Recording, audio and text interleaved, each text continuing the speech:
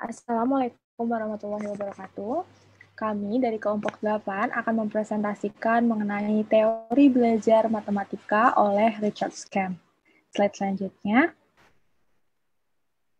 Nah, yang mana kelompok 8 ini beranggotakan oleh saya sendiri, Anastasia Selina Yustifa, kemudian ada Syifa Aulia, ada Hafiza Aditasari, dan Azra Zulfa Rizky Aziz. Nah, sebelum kita mengenal lebih lanjut mengenai teori belajar matematika oleh Richard Scamm ini, kita harus tahu dulu nih, siapa sih Richard Scamm itu sebenarnya? Nah, Richard Scamm ini adalah pelopor utama dalam pendidikan matematika yang pertama kali mengintegrasikan disiplin matematika, pendidikan, dan psikologi. Dan Richard Scamm ini lahir di Bristol pada 10 Maret 1919. Nah, Bristol ini adalah salah satu kota administratif di Inggris Barat Daya. Nah, Richard Scamm ini adalah anak dari seorang profesor di University of Bristol, yaitu I.R. Scamm. Nah, Richard Scamm ini juga lulusan sarjana dari Wellington College di Berkshire. Beliau ini mengambil Foundation Scholar di sana pada tahun 1932 sampai 1937. Nah, kemudian beliau ini mendapat beasiswa di jurusan matematika di Hertford College yang berada di Oxford pada tahun 1937 sampai tahun 1939. Nah, pada tahun 1945 sampai 1947 ini, ia kembali melanjutkan studinya di tempat yang sama, yakni Hertford College, mengambil ilmu psikologi di tahun 1952. Kemudian, ia menyelesaikan gelar dokternya, gelar Doctor of Philosophy-nya di Manchester University pada tahun 1959. Nah, next slide. Nah, berikutnya ini adalah riwayat beliau mengajar.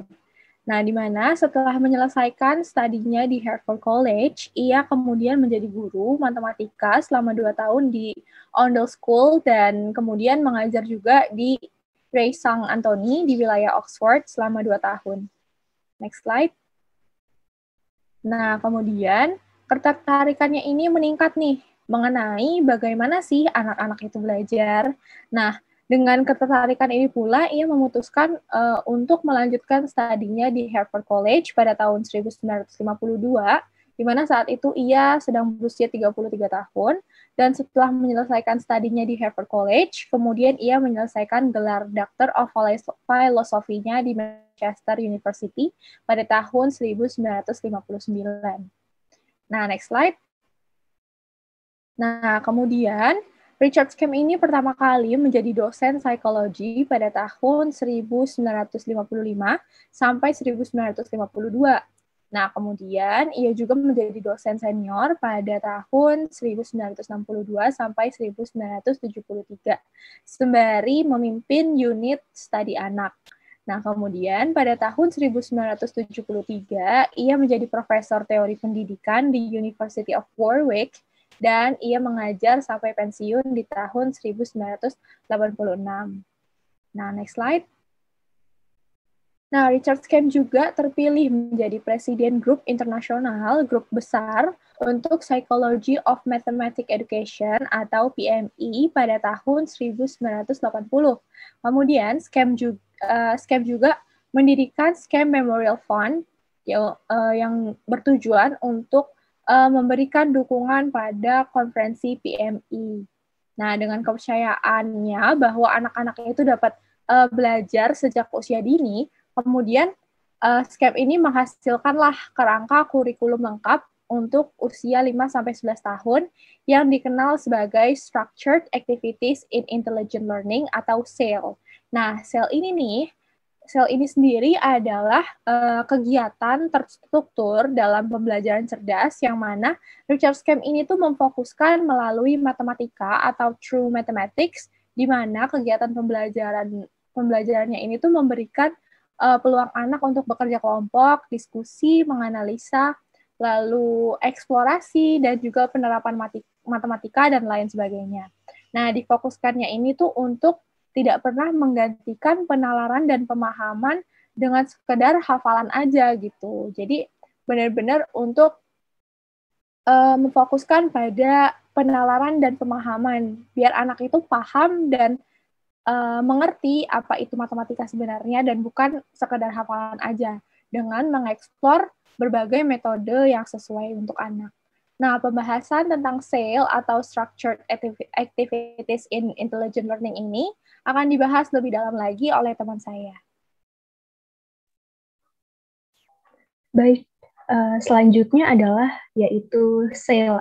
SAIL sendiri merupakan kepanjangan dari Structured Activities in Intelligent Learning atau aktivitas struktur dalam pembelajaran yang cerdas.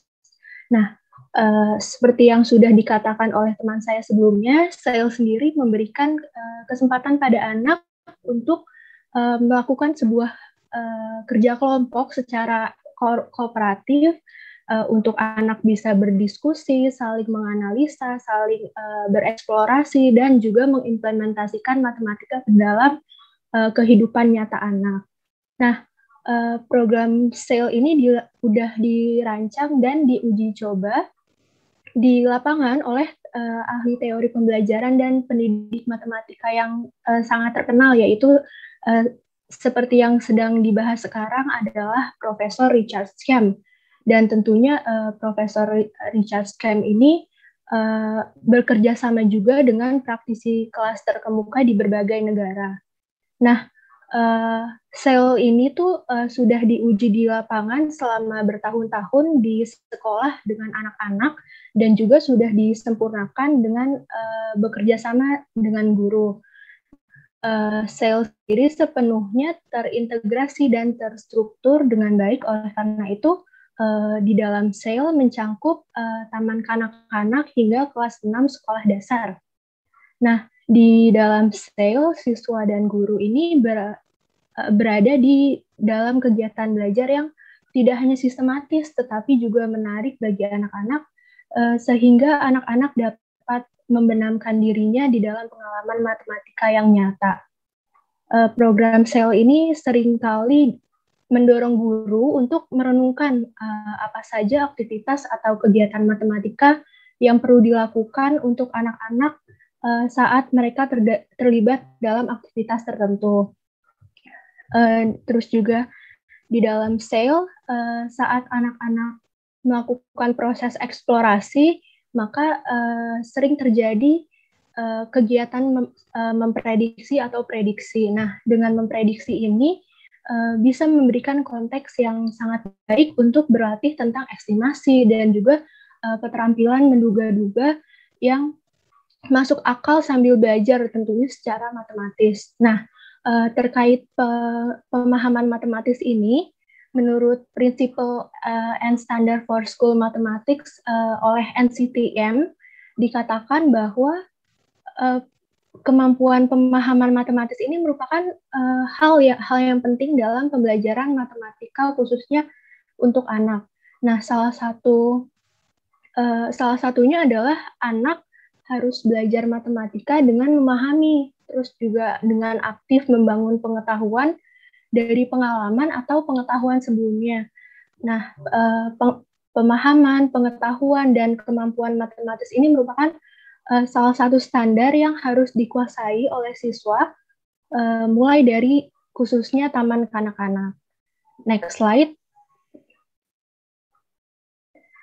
Nah, karena penggunaan material-material dalam program SAIL ini cangkupannya sangat luas, maka sehingga program SAIL ini tuh dirancang dengan cermat yang memungkinkan anak bisa belajar sebanyak mungkin secara konkret dan lebih abstrak. Nah, di SAIL ini melalui matematika, anak belajar memecahkan masalah secara teratur.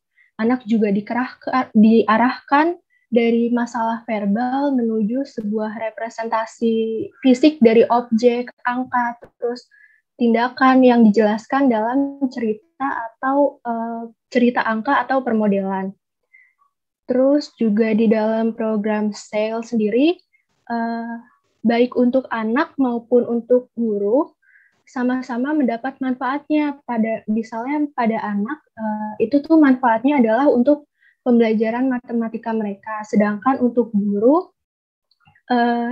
guru sendiri memiliki kesempatan untuk belajar tentang serunya pembelajaran cerdas melalui kegiatan di kelas. Nah, kalau misalnya kita bertanya sebenarnya apa input yang dihasilkan, maka input yang dihasilkan dari program SAIL ini adalah pengetahuan teoritis yang diperoleh dengan cara yang berhubungan dengan pengalaman dan kebutuhan di kelas. Terdapat juga beberapa kekuatan dari program SAIL yang hampir tidak terlihat, tetapi jika disadari itu ternyata sangat kuat. Misalnya ada yaitu matematika, pembelajaran melalui konstruksi skema, melalui struktur. Skema ini merupakan hanya berlangsung melalui proses diskusi, terus juga ada komunikasi dan buah perbincangan gitu. Nah, konstruksi skema ini tuh bisa melibatkan kreativitas, terus juga menguji ide-ide baru.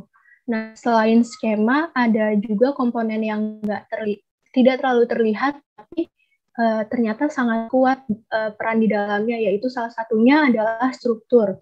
Nah, struktur ini tuh penting untuk pembelajaran matematika yang terkait tentang pemahaman, karena seperti yang kita tahu, memahami sesuatu itu berarti kan menghubungkannya dengan apa yang sudah diketahui. Nah, sedangkan hal tersebut sejalan dengan penjelasan skema yang sudah ada gitu. Nah, dengan pengetahuan tersebut, maka bisa menciptakan sebuah pembelajaran yang cerdas dan yang sangat penting untuk pembelajaran yang cerdas atau untuk program SAIL ini adalah memastikan bahwa pembelajaran cerdas ini terus-menerus difasilitasi oleh semua pihak, termasuk juga salah satu pihak yang berperan penting di dalamnya adalah guru. Selanjutnya,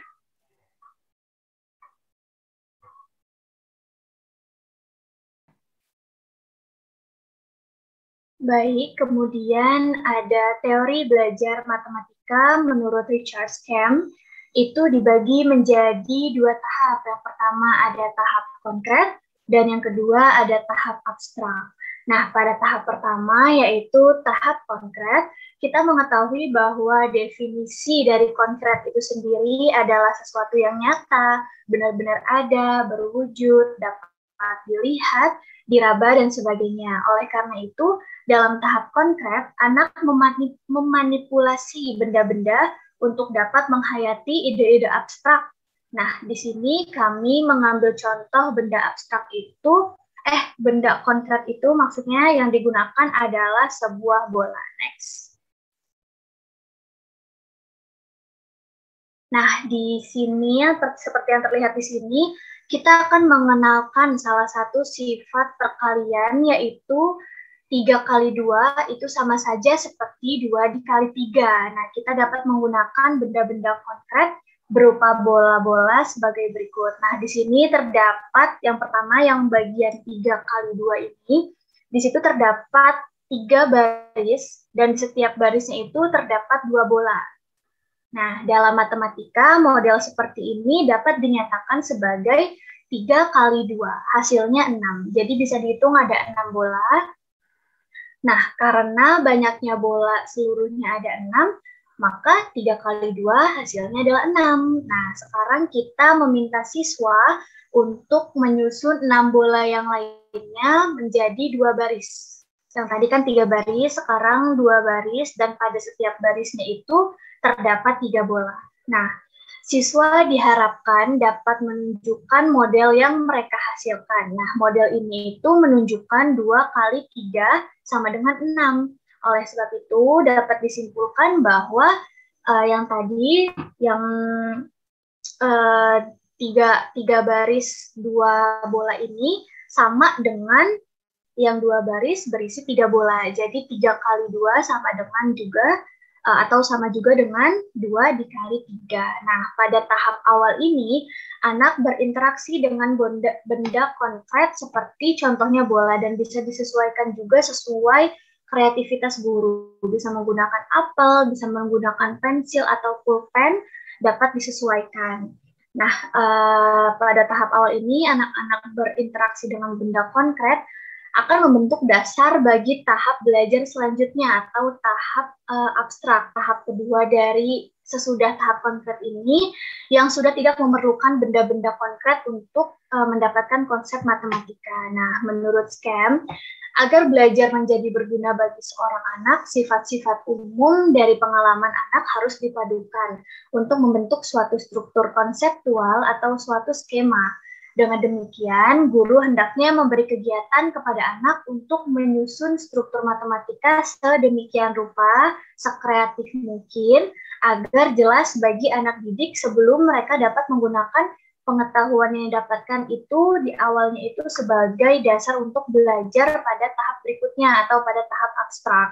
Nah, tadi kan dari tahap konkret menuju tahap abstrak. Nah, atau sebelum mereka menggunakan pengetahuan yang mereka ini secara efektif untuk menyelesaikan masalah-masalah di dalam kehidupan. Jadi, yang pertama ada tahap konkret. Setelah anak memahami dari tahap konkret, menggunakan benda-benda konkret, anak akan menuju tahap kedua, yaitu tahap abstrak, di mana anak sudah tidak memerlukan benda-benda, namun di dalam skema, di dalam otak atau pikiran seorang anak, itu sudah dapat menemukan konsep tersendiri bahwa, seperti contoh yang tadi, dalam konsep perkalian, itu ada 3 kali 2 itu berarti sama dengan 6, 2 kali 3 itu sama dengan 6, dan seterusnya. Next.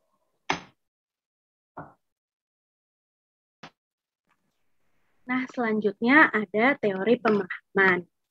Nah, menurut SCAM sendiri, matematika itu melibatkan hierarki yang luas tentang konsepnya.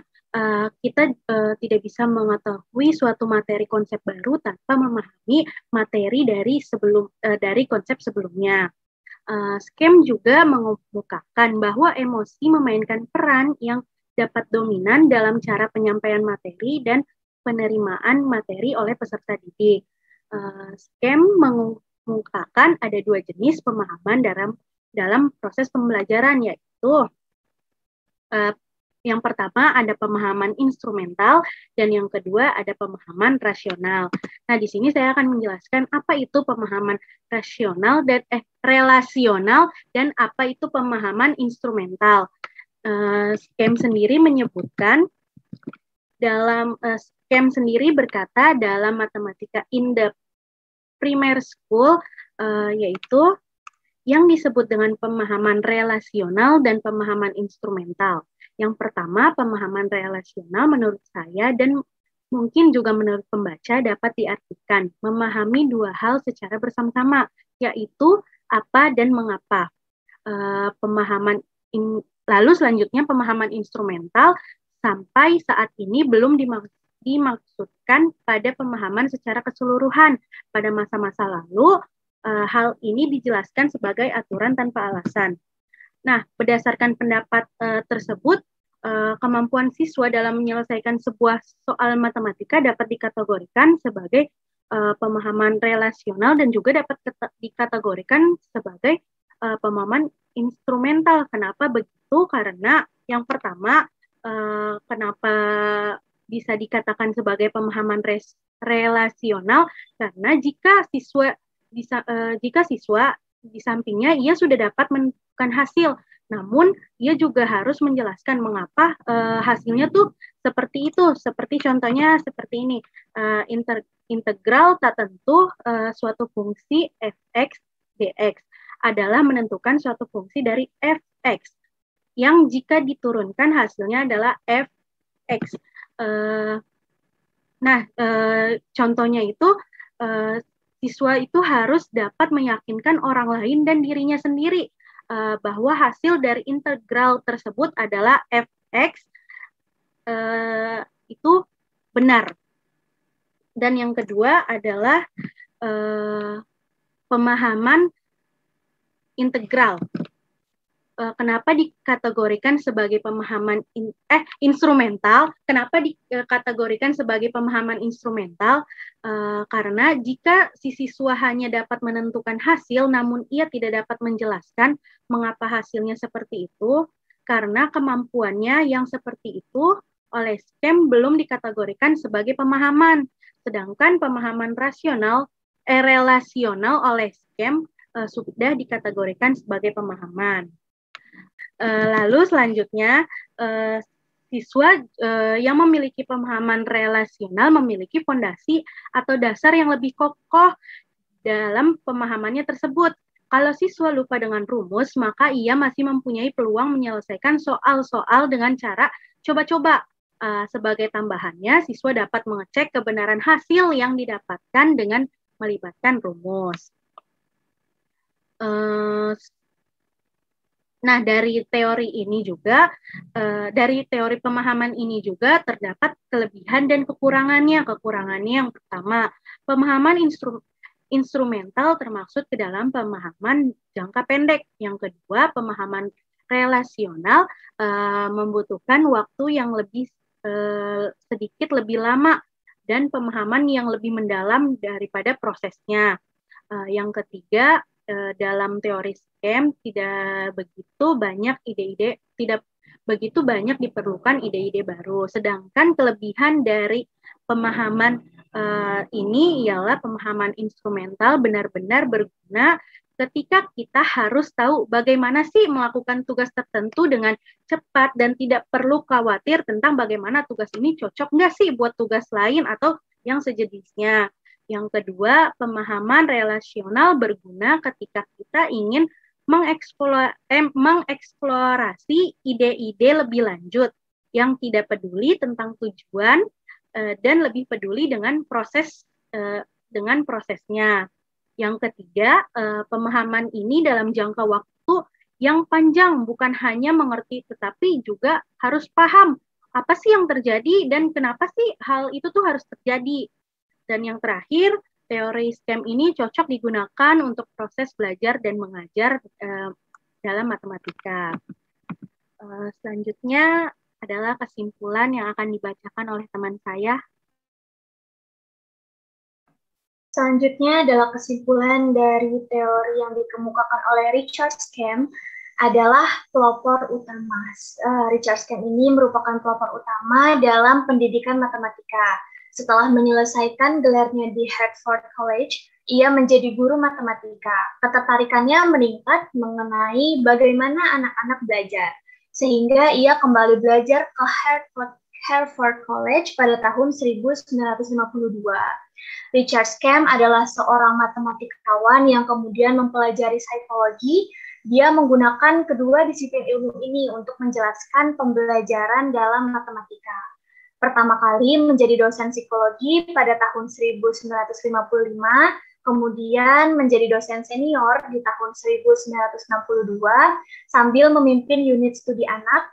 Richard SCAMP juga percaya anak-anak dapat belajar sejak dini, sehingga menghasilkan kerangka kurikulum lengkap untuk usia 5-11 tahun yang dikenal sebagai SAIL atau Structured Activities in Intelligent Learning. Next.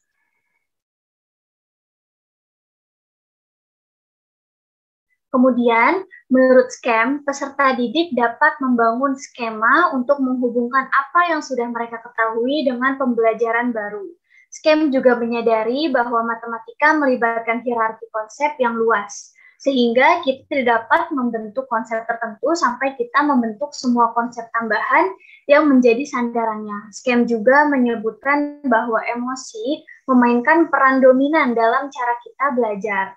SCAMP mengemukakan bahwa ada dua macam pembelajaran dalam matematika, yaitu ada pemahaman instrumental dan pemahaman relasional. Nah, pemahaman instrumental merupakan jenis pembelajaran mekanis atau hafalan, atau belajar aturan atau metode atau algoritma.